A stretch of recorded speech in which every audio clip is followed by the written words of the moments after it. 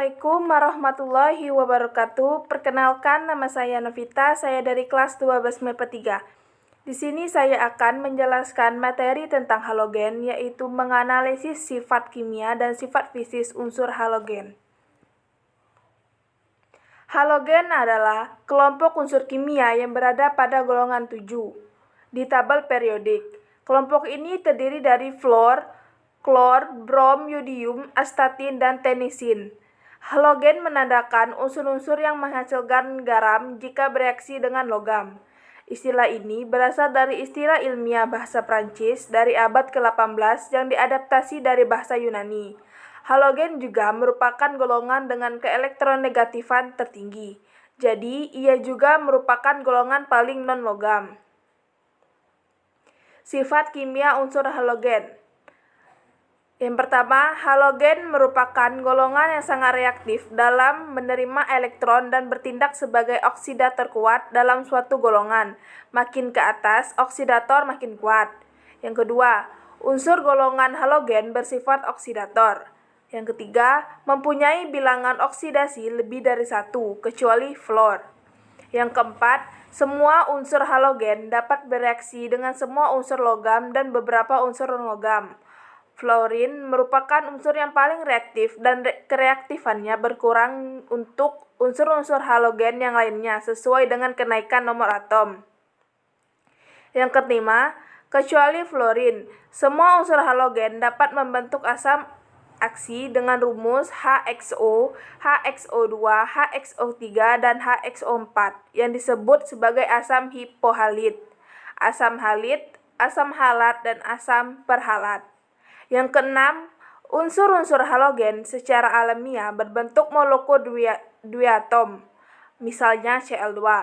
Mereka membutuhkan satu tambahan elektron untuk mengisi orbit elektron terluarnya, sehingga cenderung membentuk ion negatif bermuatan 1. Ion negatif ini disebut ion halida, dan garam yang terbentuk oleh ion ini disebut halida. Pengaruh bertambahnya jari-jari atom terhadap titik didih, titik leleh, dan kerapatan halogen. Yang pertama, jari-jari atom unsur halogen bertambah dari fluorin sampai astatin. Demikian pula jari-jari ion negatifnya. Ion negatif terbentuk apabila atom netral mengikat elektron, sehingga jari-jari ion negatif lebih besar daripada jari-jari atom netralnya. Yang kedua, titik didih dan titik leleh dari fluorin sampai iodin bertambah besar, karena ikatan antara molekulnya makin besar pula. Antara molekul-molekul halogen padat dan cair terdapat ikatan van der Waals yang lemah.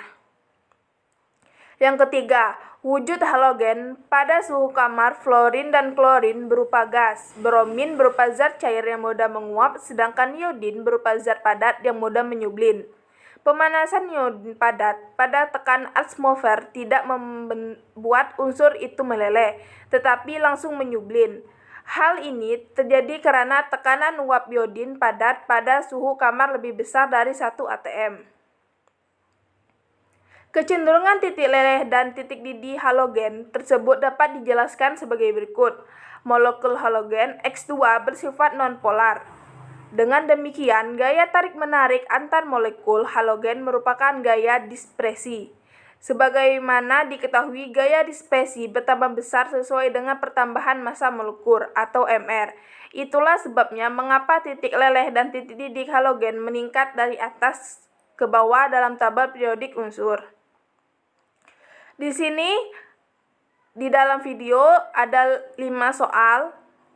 Untuk soal pertama, dari kecenderungan sifat keelektronegatifan, unsur halogen manakah yang paling reaktif? Mengapa demikian? Keelektronegatifan merupakan kecenderungan suatu atom untuk menarik elektron dan membentuk ion negatif.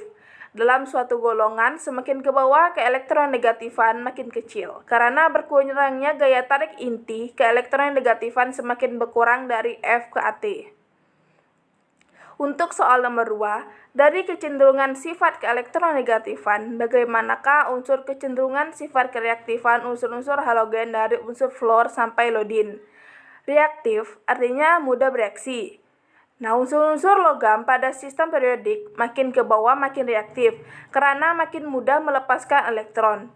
Unsur-unsur bukan logam pada sistem periodik makin ke bawah makin kurang reaktif, karena makin sungkar menangkap elektron. Kereaktifan suatu unsur tergantung pada kecenderungannya melepas atau menarik elektron.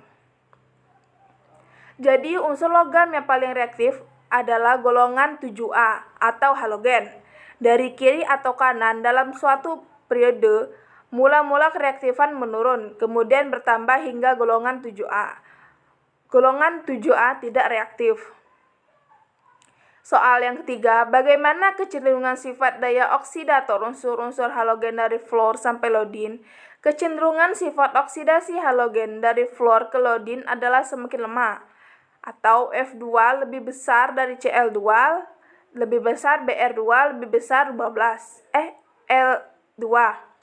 Kecenderungan gaya oksidasi fluor ke iodin yang semakin melemah menunjukkan semakin kuatnya gaya reduksi halide dengan kecenderungan L- lebih besar dari Br, lebih besar dari Cl-, lebih besar dari F-. Untuk soal nomor 4, bagaimanakah hubungan daya oksidator dengan reaksi pengganti dari unsur-unsur halogen?